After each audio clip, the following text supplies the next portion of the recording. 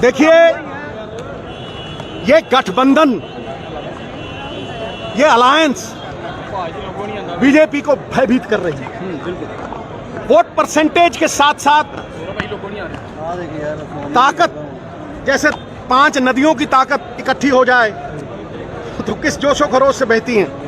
3 नदियां त्रिवेणी में किस तरह से पानी बहता है। इस तरह से भय का कारण यह है कि लोकतंत्र को बचाने के लिए हिंदुस्तान के संविधान के साथ खड़े हुए हैं सब। ये किसी पार्टी की अलायंस नहीं है, ये संविधान की अस्मिता को, संविधान की आन बान शान को स्थापित करने के लिए एक अलायंस हुई है। जो लोग अलायंस का नाम देते हैं वो भूल जाएं, ये अलायंस नहीं है। ये विचारधारा भी नहीं रहेगी, पार्टियां भी नहीं रहेंगी अगर यहां डिक्टेटरशिप कायम हो गई। जहां जहां डिक्टेटरशिप हुई है, जहां जहां तानाशाह राज हुआ है, चाहे वो हिटलर का हो, मुसोलिनी का हो, हुसैन का हो, किसी का हो, मैं कहता हूं वहीं वहीं भगवान ने किसी अपने बंदे के जरिए उस डिक्टेटरशिप को मिटाया है। और डिक्टेटरशिप जब भी आती है लोगों में असंतोष बढ़ता है और क्रांति आती है, और इस क्रांति का नाम है इंडिया। इंडिया लोकतंत्र की रक्षा के लिए, झंडा बरदार बनने के लिए, पहरेदार संविधान के बनने के लिए, क्योंकि अगर संविधान न रहा तो मानवीय अधिकार नहीं रहेंगे। और ये जो एजेंसीज हैं, ईडी, इलेक्शन कमीशन, जब जब कोई ममता बनर्जी अपने सूबे में ये कहती है कि ईवीएम यूज हुए हैं, तब तक शंका उठती है। जब जब इटली, फ्रांस, यूएसए, ब्रिटेन और बड़ी बड़ी ताकतें, फर्स्ट वर्ल्ड कंट्रीज ईवीएम्स को समुद्र में फेंकते हैं और कहते हैं कि ये टेक्नोलॉजी जो है ये हैक हो सकती है, हमें वापस बैलेट पे जाना होगा, तब तानाशाह लोगों का खून खौलता है और वो गेम खेलते हैं। गेम खेलने से कुछ नहीं होगा। तूफान जब झूम के उठेगा तिनकों से न टाला जाएगा, और उस तूफान का नाम है राहुल गांधी। उस तूफान का नाम है खड़गे साहब द्वारा एक ऐसी निर्मित इंडिया जिसको देख के पसीने छूट रहे हैं भारतीय जनता पार्टी वालों के, क्योंकि कुर्सी डगमगा रही है। भय चारों तरफ जो बांटते हैं, लोकतंत्र का डंडा तंत्र बनाने वाले, लोकतंत्र का हुंडा तंत्र बनाने वाले, सत्ता पैसों से हथियाने वाले आज घबरा गए। मैं कहता हूं कि अगर मेरी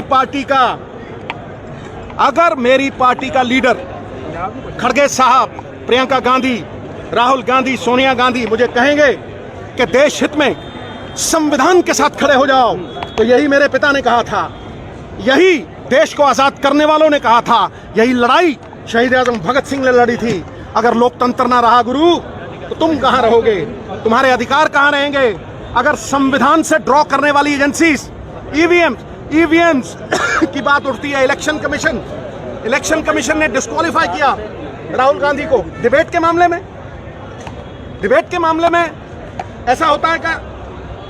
चाहे वो इलेक्शन कमीशन ने नहीं किया, कोर्ट ने किया, कानून भी कभी कभी सोता है लेकिन मरता नहीं। कानून सोता है, मरता नहीं, लेकिन कानून के जागने का वक्त भी आ गया है। तो जैसे पंजाब के सर कैनेडा के हालात रहने पंजाब, मैं कहता हूं ये किसी अकेली विचारधारा रहेगी नहीं। जब संविधान ना रहा तो विचारधारा कहां से? जब लोकतंत्र ना रहा और एक राजतंत्र की स्थापना हो गई, डंडा तंत्र की स्थापना हो गई, गुंडा तंत्र की स्थापना हो गई, तो लोगों के अधिकार, लोगों के अख्तियार कहां हैं? तो ये लोगों के अख्तियार के लिए सभी ऑपोजिशन पार्टीज संविधान को बचाने के लिए इकट्ठे हुए हैं, और झंडा बरदार राहुल गांधी। मैं तो कह रहा कि भाई हरेक दा कोई बॉस होता है, हाई कमांड जो तय करेगी वो सोच समझ के तय करेगी, और हाई कमांड अगर कॉन्स्टिट्यूशन ਨੂੰ ਬਚਾਉਣ ਦੇ ਲਈ ਸੁਨੀਲ ਜਾਖੜ ਵੱਲੋਂ ਕਿਹਾ ਗਿਆ ਕਿ ਕਾਂਗਰਸ ਨਾਲ ਸਮਝੌਤੇ ਕਰਕੇ ਆਮ ਆਦਮੀ ਪਾਰਟੀ ਆਪਣੀ ਸਾਖ ਨਹੀਂ ਬਚਾ ਸਕਦੀ ਹੈਗੀ। ਇਹ ਉਹਨਾਂ ਨੂੰ ਜਵਾਬ ਦੇਣ ਦਾ ਸਮਾਂ ਨਹੀਂ, ਇਹ ਆਪਣੀ ਗੱਲ ਰੱਖਣ ਦਾ ਸਮਾਂ ਹੈ।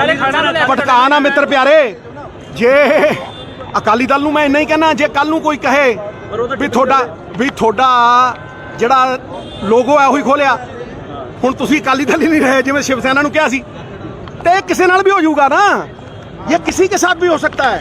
तो मैं कहता हूं जितने इकट्ठे हो जाएं, जितने पहरेदार बन जाएं संविधान के, हमारे ग्रंथ के, उतने अच्छे। Sovereign socialist Republic, democratic Republic, ये उसके लिए लड़ाई है, संविधान के लिए लड़ाई है।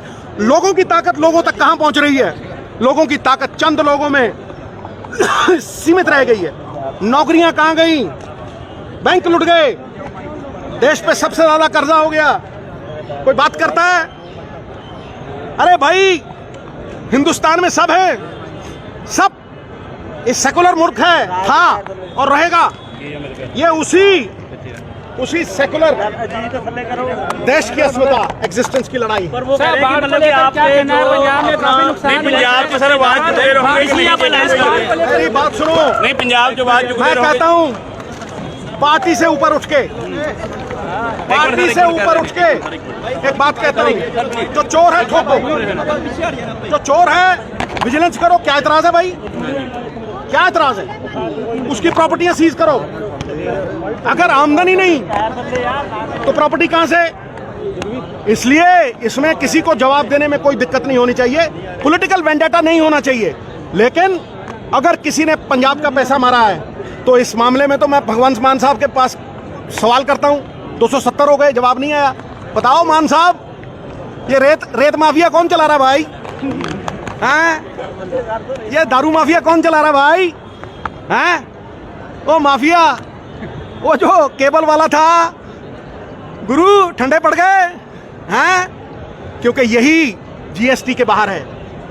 यही शराब, पेट्रोल, डीजल 3 रुपए बढ़ा दिए, उधर से फ्री बिजली, एक जेब में डालो दूसरी से निकालो। ठीक है?